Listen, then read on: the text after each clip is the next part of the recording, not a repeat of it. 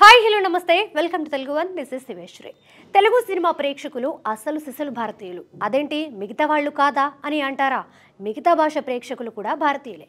కానీ నేను పర్టికులర్గా తెలుగు సినిమా ప్రేక్షకులని ఎందుకు అంటున్నానంటే, మన వాళ్ళు పరభాష చిత్రాన్ని ఆదరించిన తీరుకి, అలా ఆదరించడం వలన ఒరిజినల్ తెలుగు సినిమాకి మించి కోట్ల రూపాయల కనకవర్షం.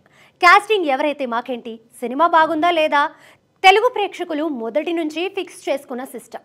అందుకు రుజువు 4 దశాబ్దాల పైనే. రజనీకాంత్, కమల్ హాసన్, మమ్ముట్టి, మోహన్ లాల్లే కాదు, సూర్య, కార్తీ, విజయ్, అజిత్, శివకార్తికేయన్, రిషబ్ శెట్టి, ఇలా చాలా మంది హీరోలు నటించిన సినిమాలు తెలుగు సిల్వర్ స్క్రీన్ వద్ద కనకవర్షం కురిపిస్తున్నాయి. తాజాగా పరభాష చిత్రాలు సాధించిన కలెక్షన్స్ల గురించి చర్చ నడుస్తోంది. మచ్చుకి కొన్ని సినిమాల వివరాలు చూద్దాం. రజనీ జైలర్ 12 కోట్ల బిజినెస్తో తెలుగులో రిలీజ్ అయింది. సూపర్ హిట్ టాక్ని అందుకొని ఏకంగా 47.90 కోట్ల షేర్ని రాబట్టింది. దీంతో జైలర్ని తెలుగులో రిలీజ్ చేసిన దిల్ రాజుకి 33.90 కోట్ల ప్రాఫిట్ వచ్చింది.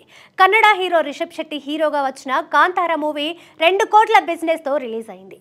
29.65 కోట్ల షేర్ని కలెక్ట్ చేసింది. తద్వారా గీతా ఆర్ట్స్ అధినేత అల్లు అరవింద్కి 27.65 కోట్ల ప్రాఫిట్ వచ్చింది. పైగా కన్నడ మూవీ తెలుగునాట ఆ స్థాయి వసూళ్లు సాధించడం అదే ఫస్ట్ టైం.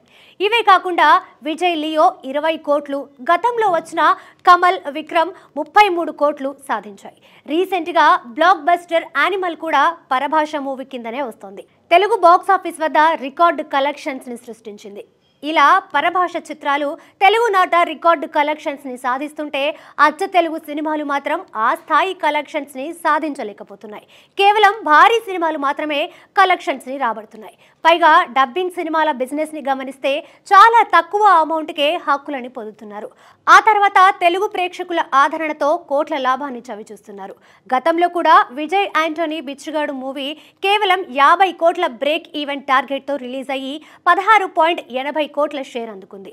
అంటే తెలుగులో రిలీజ్ చేసిన ప్రొడ్యూసర్కి 16.20 కోట్ల ప్రాఫిట్ వచ్చింది. ఇప్పటి వరకు వచ్చిన డబ్బింగ్ సినిమాలలో ఇదే హైయెస్ట్ షేర్ పర్సెంటేజ్ అని చెప్పాలి.